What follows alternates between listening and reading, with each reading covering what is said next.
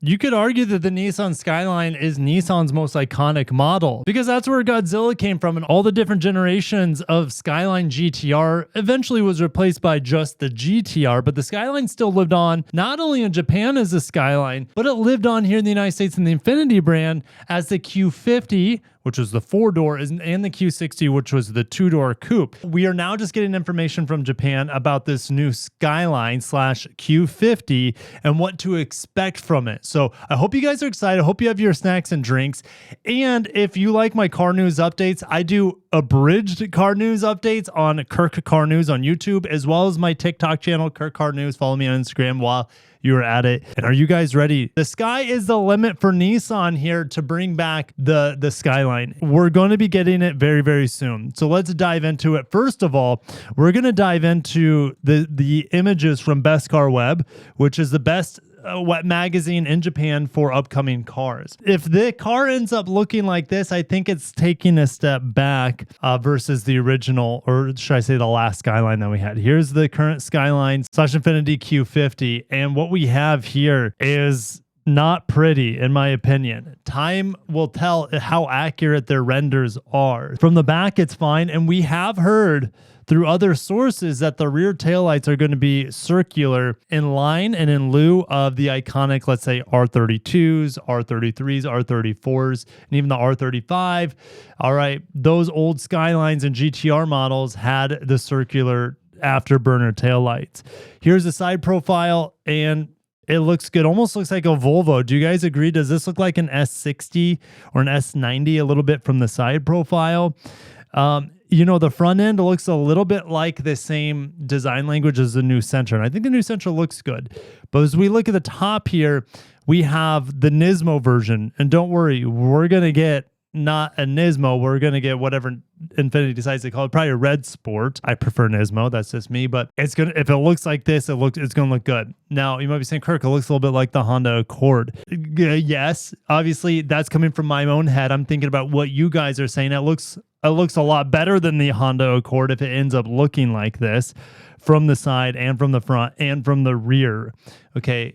Does it look as good as the Camry? I think the Nismo absolutely does. The standard model, I'm not quite sure. So what I'm going to do is I'm going to show you guys the Japanese scans on the page, and I'm going to read through the English as we go through the information that they're sharing here. So Best Car, it says, get ready for the Skyline next summer. Same thing for the Infiniti equivalent, okay, the Q50. It says Super Scoop V6 twin turbo with 6-speed manual. We've heard this. It says over 400 PS. We have heard 400 in the past. Why does that make sense? Well, 400 is what the Nissan Z has, the Fairlady Z over in Japan. They're saying that they have new information here on the Skyline / Q50. Well, I'm calling it the Q50. They're not calling it the Q50, but we are going to get a rebadge with slightly different styling. Keep in mind, just because we looked at the front and rear end design, side profile designs, one doesn't mean it's going to look like that, because Best Car is guessing. Sometimes it's a very well-educated guess. There are slight design differences between the Skyline and the Q50, very slight. So keep that in mind, but let's keep reading. They said, to get things started, we need to look at the Fairlady Z, specifically the Z34, which is the 370Z, and the RZ34, which is the new Z with 400 horsepower twin turbo V6. They say even though it was the same platform, it had been updated, but they wanted to replace the engine to pay homage to the previous Z models. Look at the current heritage Nissan Z. That thing has, you know, the twin turbo decals on the spoiler and on the side of the vehicle to kind of harken back to the second generation 300ZX. They are confirming that the platform will remain the same. Nissan doesn't have a lot of money to invest into new platforms. So the interior and exterior engine and suspension will be significantly refined. And this will be the first model change in about 15 years. 16 years. When you think about 2027 to 2011, a little bit about the engine. They're saying it is going to be the same 3-liter twin turbo, sort of. They're incorporating measures to comply with the latest exhaust gas regulations. Where would that be? They're not going to sell. I mean, it's not, the emissions regulations in the United States are out the window. Infiniti is sold really only here in the United States. If you look at Europe, Infiniti doesn't exist there really. And then in Japan, Infiniti doesn't exist. Obviously, the Skyline exists there, but the regulations aren't that strict over in Japan, as far as I know. So I don't know where they plan on selling this outside of Japan and the US, but what's the point of updating it with all these exhaust gas regulations, including NOx reduction during cold starts, optimized exhaust gas regulation control, enhanced OBD diagnostics? That's good for tuning. The current Skyline was initially equipped with a one motor, 2-clutch hybrid system for rear-wheel drive vehicles. You guys might remember that, the Q50 when it launched. And I remember reading a story that the battery went out on a guy and there's no parts around. So the battery's going to cost, in theory, like 40 grand to replace. They're saying there's zero possibility of it being equipped with a 3rd generation e-power that will be adopted in future Nissan models. It'll only be V6 twin turbo. Well, that makes sense to me, because if you look at the e-power, all e-power models are front wheel drive bias. So they're not going to equip a Skyline with e-power, even though the previous generation had a hybrid, but it was a single motor hybrid, totally different. Okay. The notable feature of the adoption is the 6-speed manual. For the sedan, it's the first manual transmission model since the V35 GT350. Of course, automatic transmission is available, which will be the same 9-speed automatic as the Z. This will be the last pure engine Skyline. Let's hope it lasts for a long time. According to their source, Nissan aims for the goal of the next model to be simple: to restore Skyline to its status as a true sports sedan. The best way to achieve this is to thoroughly revamp the current model. And they really want to focus on the inline 6 era of the Skylines. Obviously, that ended with the R34. The R35 went to the 3.8 liter V6. The last page just talks about how it's possible for this car to incorporate some next generation safety features that Nissan's been working on with this UK supplier of technology called Wave, W-A-Y-V-E. And this technology it's like Tesla Autopilot. Think of it like that. So it would be the next step forward of Nissan's ProPilot. This car could have it. I wouldn't get your hopes up for it. Here in the United States, Infiniti sales are not great. And as much as I want this sedan, I want it so bad. Now that they're putting the V6 back into things like the QX60 and the QX65, that's really going to help those models. More importantly, help Infiniti. Right now, my Infiniti dealer just moved in with my Nissan dealer. They're working out of temporary trailers. It looks trashy. And it's just unfortunate because they have 2 cars to sell.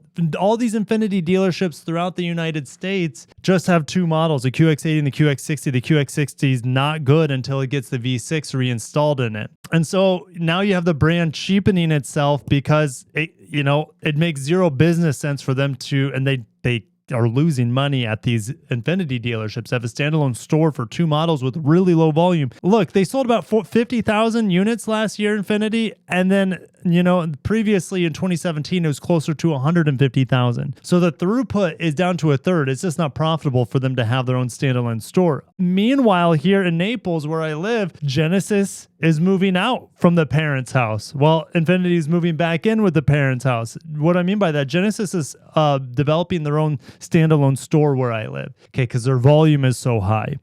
Lexus has a brand new store being built in a higher traffic end of town compared to where it is now. So Infiniti, yes, this car will help them. It'll help build excitement for them. Manual twin turbo V6 in a Skyline base Q50. Heck yeah, I'm excited. And the V6 is coming back into their crossovers. Heck yeah, I'm excited. But how hard is it going to be for Infiniti dealers to, 1, survive, and 2, be able to push that product once it arrives, because the Infiniti reputation has been damaged so much over the years, all right, as well as Nissan. But nothing's impossible. They can have a comeback. They can absolutely have a comeback. It's going to help to have the Skyline back, Q50. It's going to help to have V6s back. But this is a big gamble. It's still a big gamble, in my opinion, for Nissan. This car coming back, you can probably thank Ivan Espinosa for it. If you missed my interview with him at the Japan Mobility Show last fall, he's the new CEO, and he's the first North American. He's from Mexico. He's first North American CEO and New World. You could call New World CEO for Nissan, replacing Uchida, who replaced Carlos Ghosn. He is doing wonders for Nissan, and he probably has a Skyline. You know, he wants a Silvia, he wants a Skyline, he wants the Z, he wants all the iconic Nissan nameplates to stick around. All right. And so bringing this back is a part of his vision of bringing Nissan back to greatness. 100% coming next year. We hope we could get a reveal of the Skyline Q50 before the end of this year. And look, if Infiniti is tuning the 3.5-liter twin turbo V6 to 600 horsepower in the QX60, sorry, the QX80. That would be cool if it was in the QX60, but the QX80, why can't we get a 450, 500 horsepower tune of this 3-liter twin turbo V6?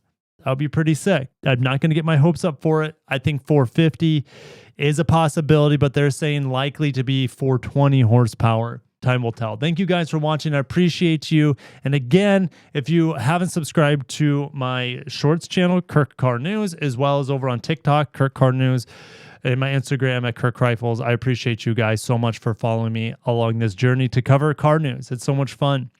Speaking of Infiniti, I will be leaving in about a week to head to New York to give you guys some hands-on coverage of their new QX65. So stay tuned. I'll give you guys my hands-on impressions of that beautiful coupe crossover. And that's it. That's all. Let's wrap it up. Thank you guys. I'll catch you in the next one, and peace.